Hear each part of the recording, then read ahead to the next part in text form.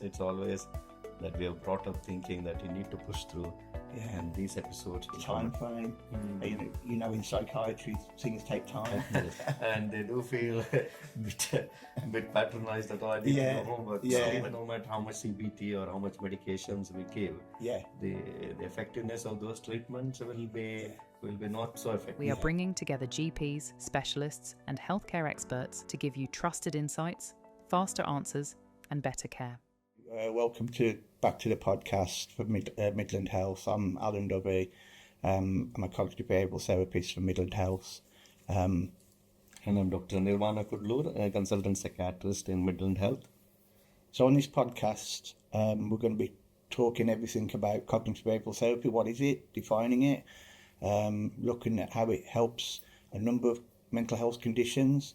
Most notably, though, I feel the next few years in mental health, the landscape is going to be taken up with a lot of burnout, which has been labelled by the World Health Organization as an occupational phenomenon. And I know we both see a lot of this in our clinics, and it's very debilitating. I'm happy to share this podcast with Alan. We work together for many patients, where as a psychiatrist I'm involved in providing psychiatric or medication treatment and refer for CBT therapy with Alan, working together to help patients to look into their thoughts and emotions and behaviors and physical sensations because of the mental health issues, and make a change in their way they interpret their emotions and thinking. And I guess that's a big part of it. It's about them making their change. It's it's a structured approach, which is why I was drawn towards it 25 years ago. But it is extremely empowering. So, as you quite rightly said, it's about enabling the client to become their own therapist, not just me sitting there, nodding. So after a few sessions, the client understands their condition, understands how their thoughts affect their emotions, understand, emotions are biological in nature, which is why we work together. And then obviously, how we think and how we feel and how we are functioning physically affects our behaviour. And many times in my clinic, Alan, I get that the patients come and they're not in touch about their emotions or the way they think. Right. They just say, "Oh, I'm not sleeping." Yeah. And I feel that I'm a bit lost. Yeah. Sometimes they may use the word, "I feel burnt out." Yeah. Not feeling like going to work. Yeah. They need some help. Yes. Currently being off sick. And they feel that I'm a bit lost. Yeah. I think the lost bit, especially with burnout, it's quite deep, really, because people lose their meaning. Yes. Something they've probably done for 20 years, and they've done it well because that's why they're burnt out. But suddenly they weren't able to do it. Sometimes they lost that meaning of their relationship with themselves, with their own identity, and their social relationships, and their place in the society, and suddenly everything becomes a big question for them. And now, when I dig deep with psychiatric interview, then it becomes obvious that they've been feeling stressed for some time at work. They've been struggling with sleep.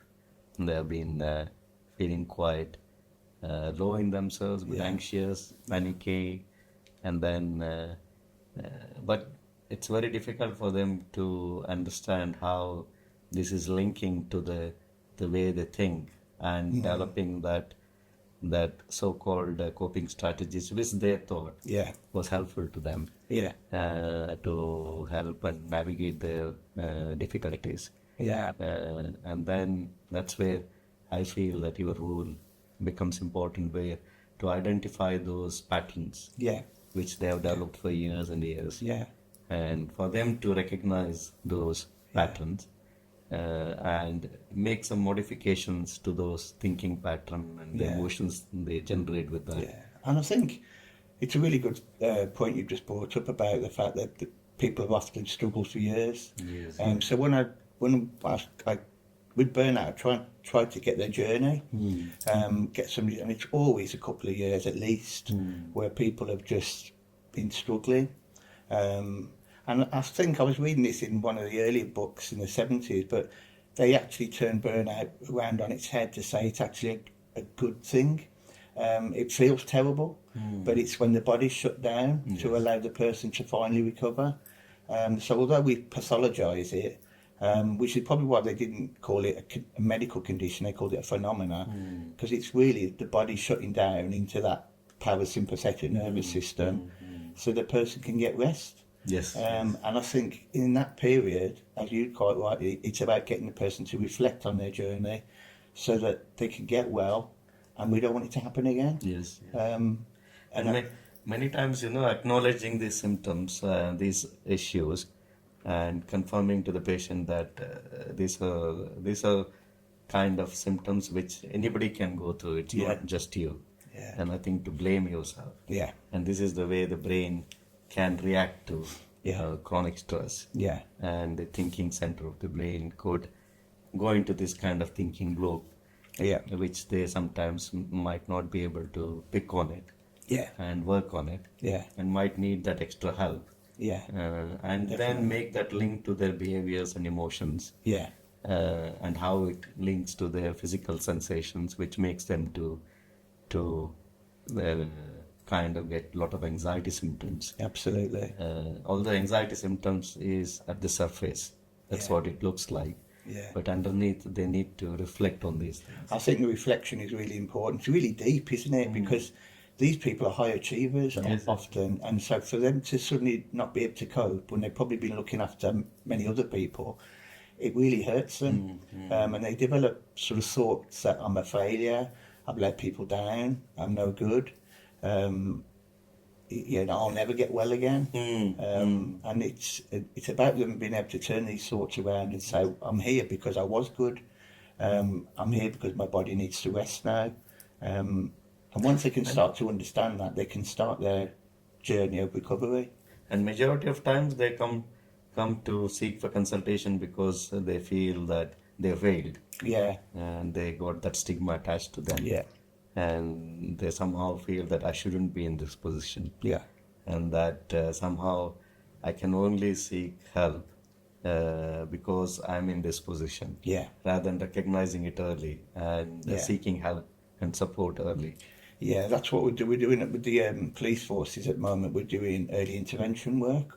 So we're trying to get people when they're well to stay well. Because once people start to tip over, it's often too late. It's more difficult to get them better quickly. Yeah. It might take a bit long time. Yeah, absolutely. But I do think it's if people can start to realise it's just the body looking after you, and it's not a failure. And I think that's where cognitive therapy is very helpful. Yeah. For people to be able to sort of look at it more positively, look at it as a reset. Yes. Because I think what you've just said, people have been struggling for years, and I think there's a cultural shift now that the younger generation are seeking help earlier. I don't think my generation was very good at it. I think social media may be playing a role in here. Yeah. Where younger generation more into the social media, able to pick up on these things. Yeah. And seek help. Yeah. When compared to the older generation. Yeah, absolutely. When the only time my generation sought help is when they were sort of limping along. I don't think burnout discriminates really, does it? I've got a couple of people in their 30s who are burnt out, hit the wall. It's about the individual. I think that's the important thing. Often people say it's a job, and you see, well, it is the job. Some jobs like emergency services, they've got no resources. They're working hard. All the trauma they see. But I also think it's about the person. Why did that person push through so hard and not give in? What is it about their beliefs? Like you said, fear of failure, fear of letting people down. A lot of it goes down to almost core beliefs when they were children. Maybe it can, in my experience, it can affect anyone. Yeah. It doesn't matter which age group or which gender or which kind of belief systems they got. Burnout is essentially the way the brain is able to, trying to cope with the environment they're in. Yeah. Whether it could be high performance environment or low performance environment doesn't matter. No. The ability of the brain to meet the demand of the environment makes them to decide the stress building up in that brain. So it's more of a brain function, and brain trying to cope with the demand of the environment that leads to stress, chronic stress and burnout, rather than picking up a particular group of people. Yeah, that's an interesting point. One of the police forces have asked me, so they do high-risk groups, departments, and they've asked me, can you identify the high-risk departments? And I've said it's impossible, because it's about the individuals who work in that department. You know, what have they got going on in their lives? Maybe they've got elderly parents they're caring for, or maybe, they're maybe drinking a bit too much alcohol, or so it's very difficult just to look at the environment and say that's high risk and that's low risk. Yes. I think it's better off when we work with the individuals, like at Midland Health.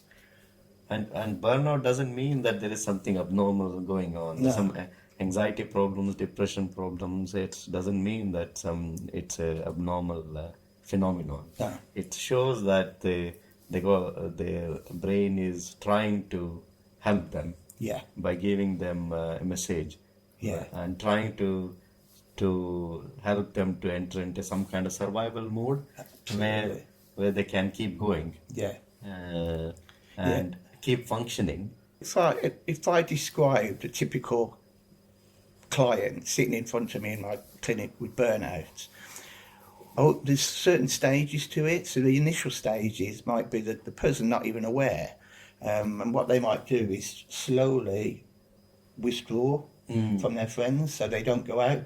I'm not going to the pub quiz tonight because I'm too tired. I'm not going to meet my friends at the weekend because I'm really tired. I just want to rest. What about Alan, losing touch within themselves, with their own identity and their function within the society and with their family?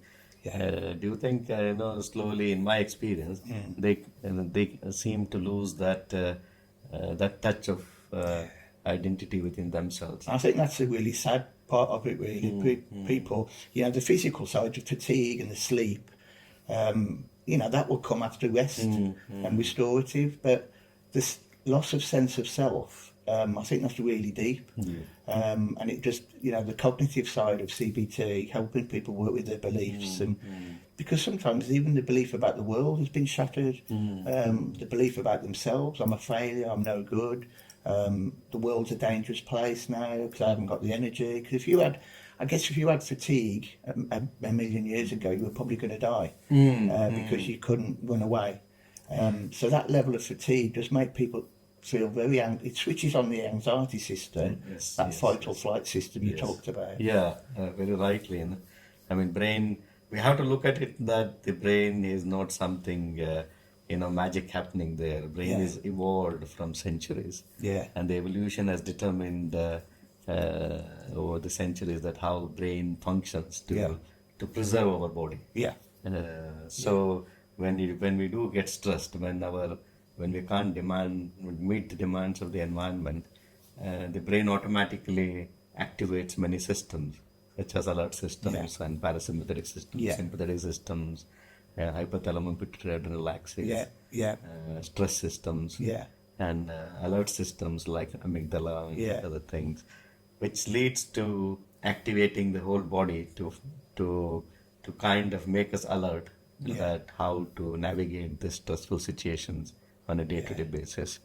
But then that activates the thinking pattern as well, which may start with initially positive thinking, but slowly it can lead to negative thinking. And similarly, the emotions associated with that, and then the memories associated with those stressful experiences can elicit automatic alerts. It all links together, doesn't it? And I think the beauty of a cognitive behavioural model, it brings in everything, the thoughts, the behaviours, the emotions, the biology, and looks at the environment. But like you said, the environment's important, but helping the person understand themselves.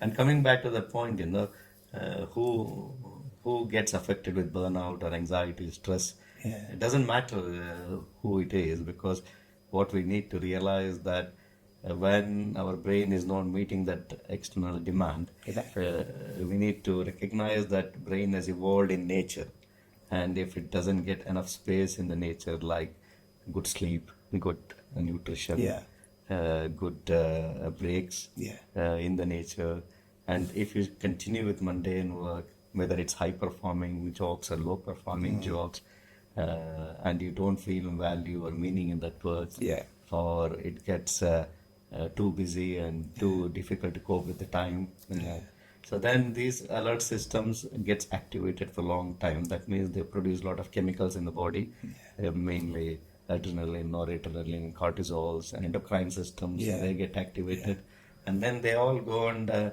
give the message to the brain that that this is getting too much. And this is the way the brain trying to protect us, that you need to go into survival mode. Because this is getting too much.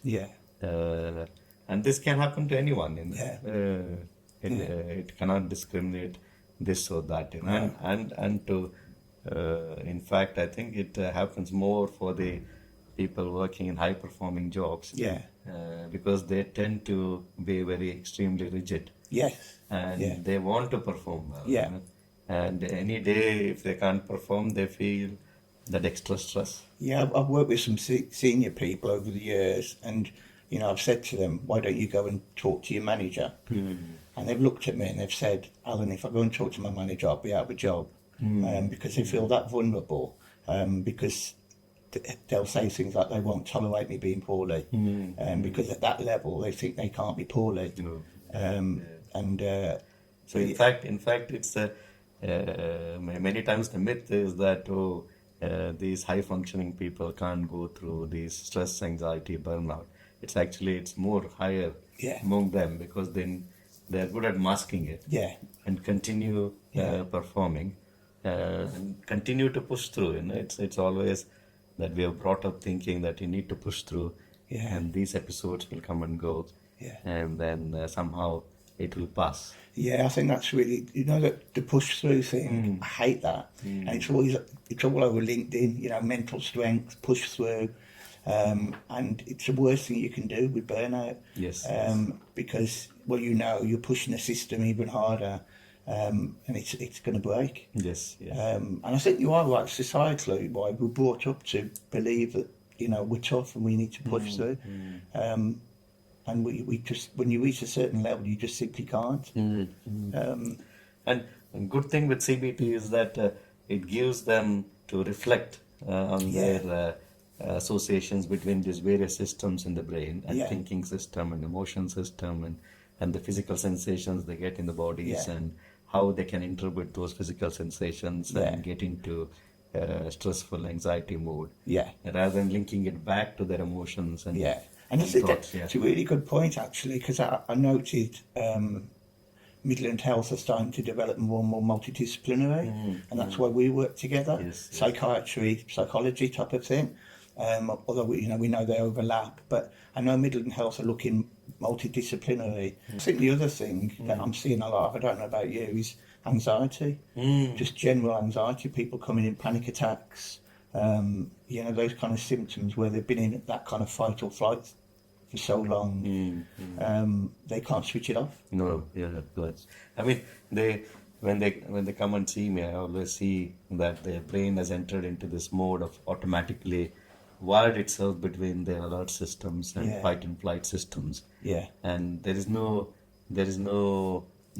space for them in the middle to work and navigate between these alert systems and fight and flight systems and stress systems. They're constantly battling between these three. And the CBT therapy sessions, I think, maybe gives them that space and opportunity to jump in between them and reflect what's causing these systems to be so activated.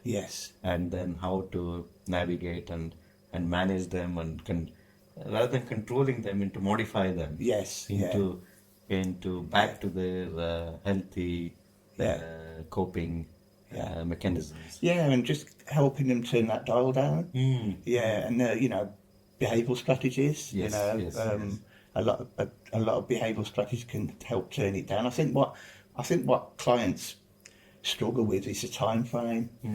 You know, in psychiatry, things take time. Yes. And I think one of the first things I say to people is, look, this is going to be 2 or 3 months, maybe even a bit longer, because I think their expectations are sometimes 2 or 3 weeks, and there's no strategy on the planet that's going to do solutions. that. Yeah, people want quick solutions. Yeah. But I think, you know, it's when we look back, you know, maybe 10, 20 years ago, when we started,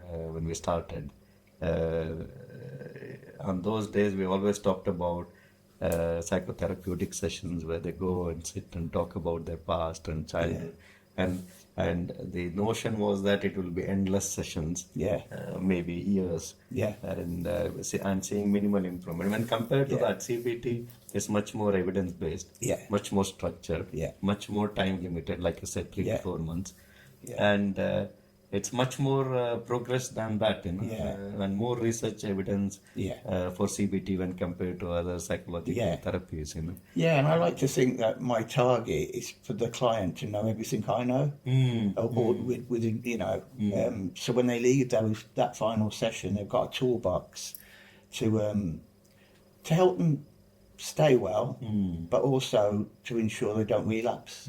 I mean, that's a great progress, isn't it? When compared to 20 years ago, you're able to deliver that within 3 to 4 months when it was a matter of years in the past, you know.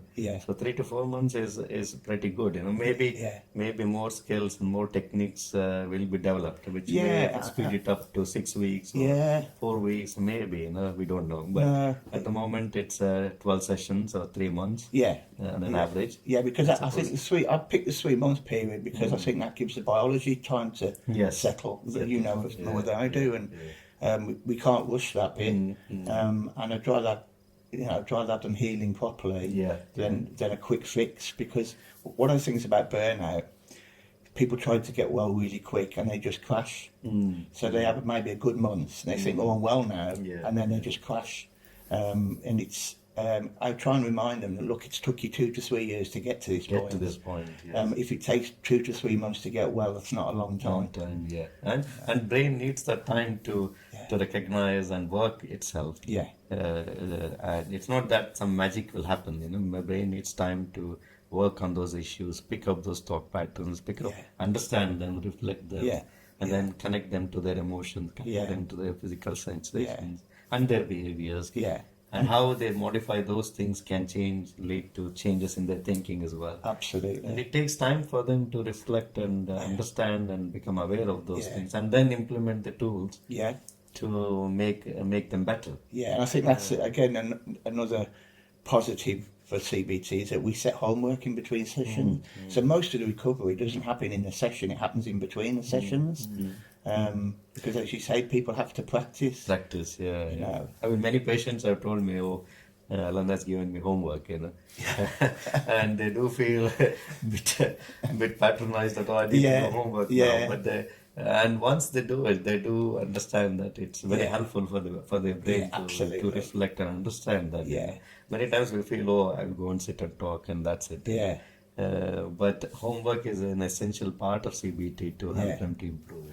You know? And I think people, because otherwise I speak to them and I counsel them in my follow-up appointments in half an hour in CBT based counseling. But it's never able to change that thinking pattern with those kind of half an hour or 1 hour appointments. It needs that regular one-to-one sessions working on it. Because I guess you talk about patterns. Yes. Which is interesting because I guess in order to develop new patterns, it takes time to rewire.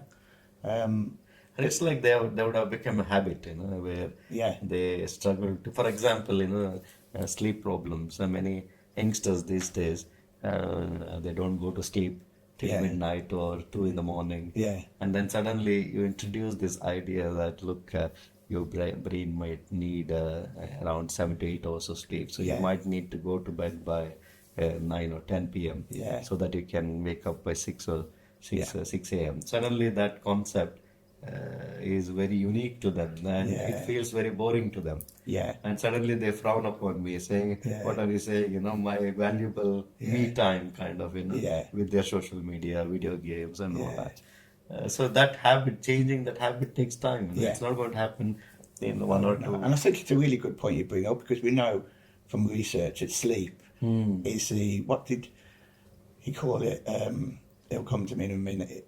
Oh, Matthew Walker, who wrote Why Sleep, he's a world-leading sleep expert at Harvard, and he actually says that sleep is the elixir of life. And if you're sleeping well, most other things should be okay. Sleep is the foundation of mental health, or generally they're both physical health I and agree mental with health. you. I agree. And without a good sleep, no matter how much CBT or how much medications we give, the effectiveness of those treatments will be not so effective. Yeah. Will be limited, Yeah, 100%. And stabilizing sleep is pivotal. Yeah, it's very much a myth. First of all, we don't push positive thinking because it's more realistic thinking, balanced and realistic. There's a lot of people out there who are struggling with life at the moment. So we look at balanced, realistic thinking, but we also attach it to behaviours. So it's not just about thinking, it's what behaviours follow those type of thoughts. Is it not, Alan, that you allow them to reflect on their thinking, whether it's positive or negative? It doesn't matter. No. Because as long as they reflect and become aware of their thinking, and then see how that thinking pattern affects their emotions. Because and link it to those emotions. 80% of what we do is unconscious, isn't it? So people don't really think about what they're thinking. They often just go and do something behaviourally automatically. And what we try and get them to do is stop. Think about your thoughts. And sometimes just the idea of just thinking about your thoughts is enough. Yes. Absolutely. So it's more about reflecting on those thinking. There's no such thing as positive thinking. No. What is positive to you may be negative to me. Absolutely. So but many population, because of social media and other things, they think, CBT is about positive thinking. And that hampers them to explore more into CBT. 100%. Like burnout, it's like you mentioned, Alan, it's going to be already it's a phenomenon at workplace particularly, where people are plodding along, knuckling along. They want to function, they don't want to lose their jobs, and suddenly their stress systems are activated on a daily basis. It leads to a lot of neurochemicals and hormonal systems activated, particularly cortisol, which is then slowly affects the brain, leading to losing touch within themselves, and with others, and with social relationships. With and I guess everybody's got cortisol, so nobody's immune from burnout, are they? Yes. And everybody, that sweat system is innate in all humans. So if it's switched on, it's switched on. And then that excess cortisol for a long time will affect the brain, and that can come out as burnout. That doesn't mean that it's abnormal. And doesn't mean that it will only affect particular groups of people. No. It can affect anyone where they can't meet the demands of the environment, and leads to activation of the system for a long time. That's definitely a myth. As we were saying, this system, this autonomic system that we have, goes back millions and millions of years, even to reptilian days. So it's not a weakness, it's switched on because the person's gone into threat. That could be a threat because of their physical health, their fatigue. So once the fatigue kicks in, people start to think they can't cope. So it's definitely a myth that it's a weakness. It's just a sign of the biological system being switched on for too long. It just shows that, that their alert systems are being active for a bit longer time. And those alert systems are trying to protect them, and trying to tell them that you need to manage these issues, which they perceive it as danger, and hence keep alerting themselves. And then they're in the loop of fight and flight mode. It's not a weakness, it's only showing you that brain is working. And then you need to use the brain in a certain way to meet the demands of the environment. Yeah. And it's only showing you that you're maybe not doing it in the appropriate way. Yeah. By not sleeping well, Yeah. that's your behavior. Yeah. By not eating well, Not meeting your friends, not socializing. Yeah. not using alcohol in a limited way. Yeah. So there are so many behaviors that could link into that. So those things are not weakness, and the anxiety is not weakness. It's only showing you that you can modify certain behaviors. Yeah. And link it to your thinking pattern, that why those behaviors causing these things, and then make those modifications. And CBT is very helpful. Yeah, it is. It's just really helpful. Okay, that's definitely another myth. This is why I like the concept of burnout, because it turns the word stress is very ambiguous, but burnout gives you a process, and it shows that if you do ignore stress, if it's a short-term stressor, then it can go away, because short-term cortisol doesn't do us any harm. But if that stress remains for long-term, then that's when it does that kind of wear and tear on your body. So my advice would be, short-term stress, you still reflect and identify why you're feeling the way you are, but really you also need to check in on yourself, every few weeks, and just check, is that stress becoming long-term? Wish that people could know about mental health, is that it's not a weakness to reach out. I've been in the field 30 odd years, and certainly if you go back long enough, and I'm sure yourself, yes, it was a weakness. So I think we've come a long way, but we've got longer to go, and people need to look at it as not a weakness. Any mental health is a sign. Mental health problem is a sign that maybe you're not using the brain in an appropriate way to meet the demand of the environment. Yeah. So you have to reflect on it and see why this is happening, and seek help as soon as possible if you can't manage it yourself. 100%, yeah. One thing I wish people would stop doing is probably looking at the world through the lens that everybody's happy. I think social media does that. People show themselves on holidays, and I think the one thing I wish people would understand is everybody has their struggles. And one thing I wish people can do is that not think that mental health or mind is some magic happening somewhere in the cloud. Yeah. It's not happening anywhere. It's within your brain. Yeah. And reflect on how you think and how you behave and how your brain is functioning and what kinds of behaviors is affecting your functioning and the brain works. Yeah. So if you become more aware of it, I'm sure you can do a few things through the day. Yeah, self-awareness is key, isn't it? Yes. There's no myth there that something will change and it's a magic. It's a magic, yeah. Yeah, the language of mental health. We touched on it earlier, but it's push through, mental strength, looking at it like it's a muscle. People got to understand it, that sometimes you have to stop and sit still and get well. Constantly pushing through.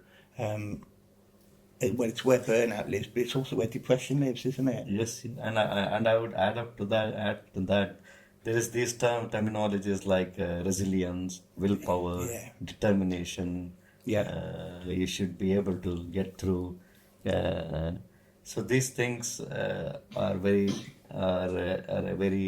concepts which come with a lot of danger, in the sense it becomes a barrier for your own reflection of how you're working and how your brain is performing, because you're trying to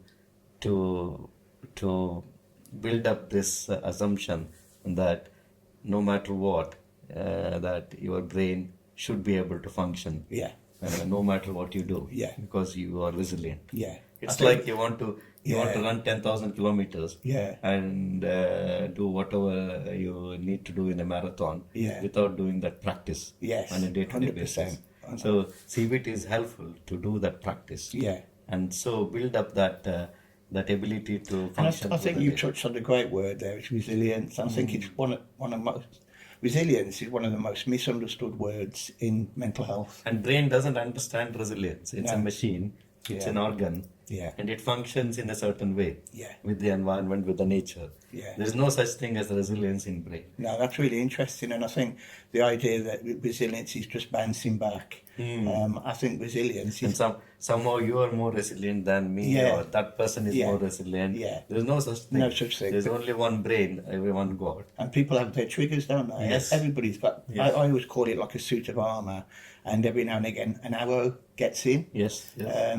Sometimes it could be your children, that maybe they're poorly, but so nobody's got a certain level of resilience. I totally understand. If I had one message, I'm sure you'll share yours as well. If I had one message, people who are struggling is early intervention is key. So, but if you leave it too long, really then it's about rebuilding the person. But if the person comes in early, we can help prevent that slow spiral into a more chronic, painful position in life. So, if you are struggling, seek help straight away. And what I would add to that is that if you can take time every few hours in a day to reflect on what thoughts did you go through, what emotions did you go through, what physical sensations you went through, what was your behaviors through the day that might have linked up to this kind of thinking and emotions, and reflect on this and become more aware of yourself. Yes. And how your brain and body are reacting to each other, interacting with each other. Yeah. And if you reflect, and we are not saying it's a positive or negative thinking which you're going through, just reflect on them and give that brain that space and opportunity to make those adjustments. Yes. And if you can do it on every day for a few minutes. Sort of check in with yourself, isn't it? Yes. That will be a great help to yourself and your mental health and your physical health. Well, thanks for watching and listening to this podcast. Hopefully we've covered the nature of cognitive behavioural therapy.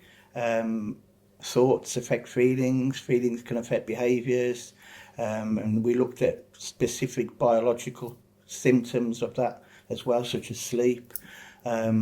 So I hope you have enjoyed that, and we've related it predominantly to burnout because we're both seeing a lot of this in our clinics. And as I say, if you are struggling with any early signs of burnout or depression or anxiety, please seek help. Thanks for joining us in this podcast, and thanks, Alan. No, thank you. It's always great to see you. Yeah, nice having chat about CBT. Yeah. And hope this has been helpful for people to reflect that CBT is a helpful skill and tool to have. Yeah. And maybe at some point in future, I don't know, they will start teaching children in schools. Yeah, so that they can start They've using got the toolbox. It's a good education to have, and then use this CBT approach in your day-to-day life, reflecting on your thoughts and make yourself better. It doesn't matter whether you're well or not well. No. It's a useful tool to have and practice these tools and get help. Yeah, 100%. No, thanks very much. It's always good to see you. Nice to see you. Yeah.